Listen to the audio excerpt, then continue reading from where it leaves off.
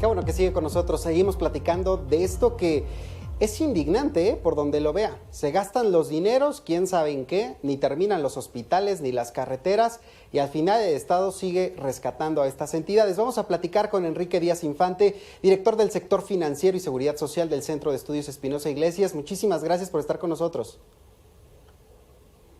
El gusto es mío, Alejandro, a tus órdenes. Gracias, muy buenas tardes. Bueno, hablábamos de la deuda estatal. ¿Qué tan frecuente es que las entidades, con esta idea de hacer proyectos de infraestructura, disfracen una deuda? Es muy común y la deuda estatal, más o menos, en las cifras de 2017, no he revisado ahorita cómo está, pero equivalía al 3.5% del PIB, más o menos.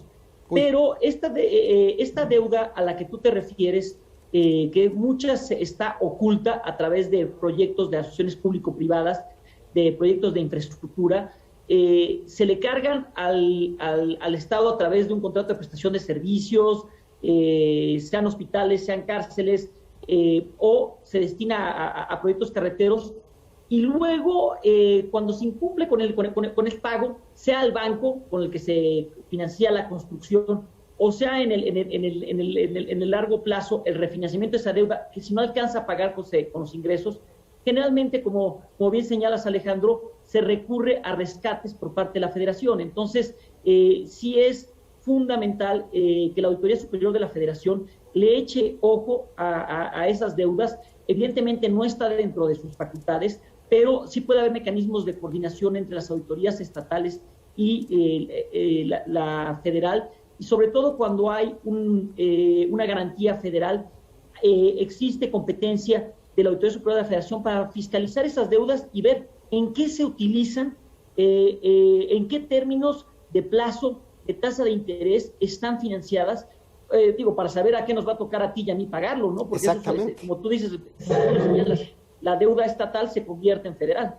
Enrique, a ver, ahorita tocas un tema muy importante que es el de la fiscalización de los recursos. Si bien la Auditoría Superior de la Federación no tiene todas las herramientas para poder hacerlo a nivel estatal, ¿cuál es el papel de los órganos fiscalizadores? Porque han sido omisos, desde mi punto de vista, en hechos muy trascendentes como el de Veracruz y el de Chihuahua.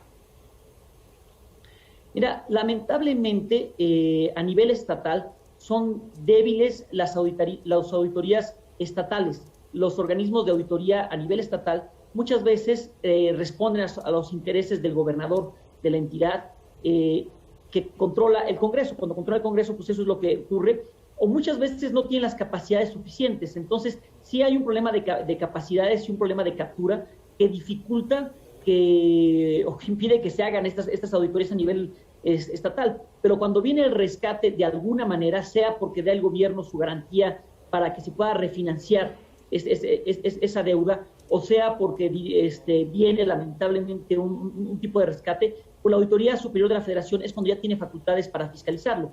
Lamentablemente es algo que nos enteraremos ya cuando nos vaya a doler en el bolsillo. A ver, y en ese sentido es que vale la pena hablar un poquito de lo que es ahorita te dije que esa deuda estatal pues debe estar como en 3.5% del PIB. Sí.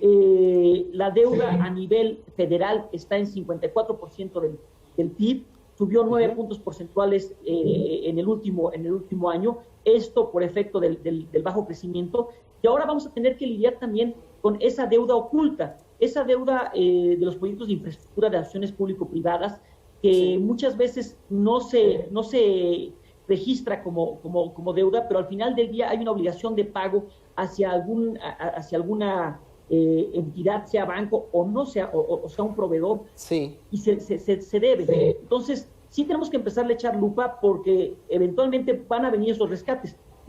¿Qué tan frecuentes son, ¿Qué tan frecuentes son, Enrique, los rescates por parte del Estado a estas entidades? Mira, en la crisis de 1995 se dieron este tipo de rescates, no son muy frecuentes, pero ahora que es previsible, ante la baja recaudación de los estados y ante los problemas, la baja en las participaciones federales, que es su principal fuente de ingresos, es de preverse que se vayan a venir estos rescates. Entonces yo creo que sí estamos echándole lupa a un tema un tema de finanzas públicas que se va a venir hacia adelante. Oye, y en los temas electorales, por ejemplo, este proceso que estamos viviendo, ¿qué tan frecuente es el tema de la rendición de cuentas o de la opacidad con estos desvíos que posiblemente puedan suceder a las campañas? Pues, a ver, yo creo que tocas un gran tema, el vínculo que existe entre finanzas públicas y campañas electorales.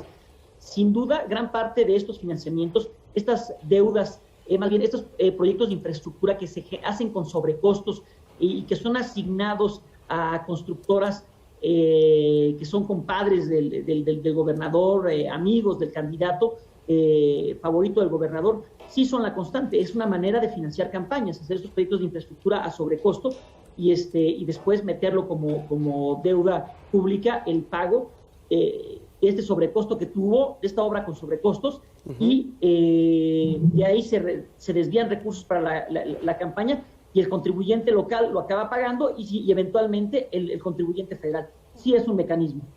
Oye, ¿y el Sistema Nacional Anticorrupción qué papel juega en esta revisión de los recursos, también en llevar a cabo estas demandas correspondientes que además son consecuencia de estas auditorías que hacen desde la Auditoría Superior o de los órganos fiscalizadores? ¿No hay una triangulación de información para poder eficientar este mecanismo de transparencia? A ver, como bien señalaste, Alejandro, es el Sistema Nacional Anticorrupción. Sí. Y la entidad dentro del Sistema Nacional Anticorrupción encargada de fiscalizar esta deuda es la Auditoría Superior de la Federación. Okay. La auditoría solo puede entrar a fiscalizar en los estados en el marco de sus competencias, y esto es cuando haya deuda federal, sea directa o contingente, es decir, que haya dado su garantía o que haya dado recursos la Federación. Hasta en tanto no exista un pasivo vía garantía federal o un crédito directo, no podría entrar la Auditoría Superior de la Federación. Eventualmente se acaba entrando cuando se dan los rescates.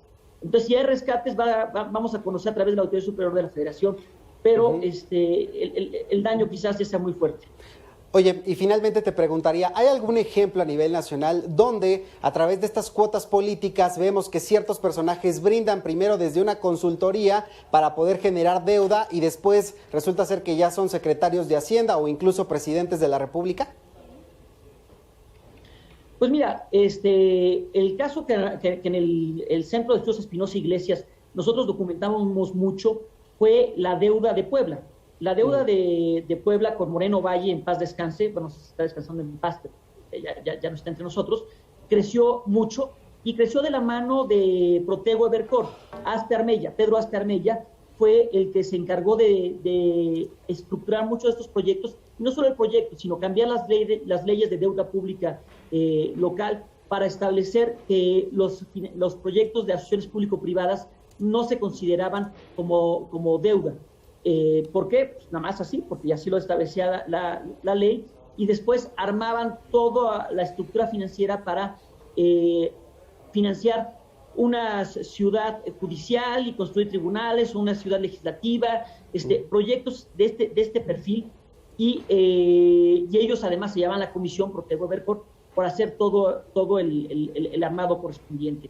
Estos son nosotros en el Centro de Estudios Espinosa Iglesias tenemos documentado el caso Puebla, aparece en nuestra página, si alguien lo quiere buscar, ¿sí? www.ceyy.org.mx, ahí tenemos el caso Puebla, pero sí te podría decir que vimos que no era nada más Puebla, sino que estaba Quintana Roo, estaba Michoacán, y había otras entidades, eran como 17 entidades a las que Protego Evercore había asesorado. Y ahí tenemos los documentos. Y Pedro Aspe Armella era quien entonces era el accionista mayoritario de Protego Evercore. Enrique, te agradezco mucho estos minutos aquí en Mega Noticias TVC.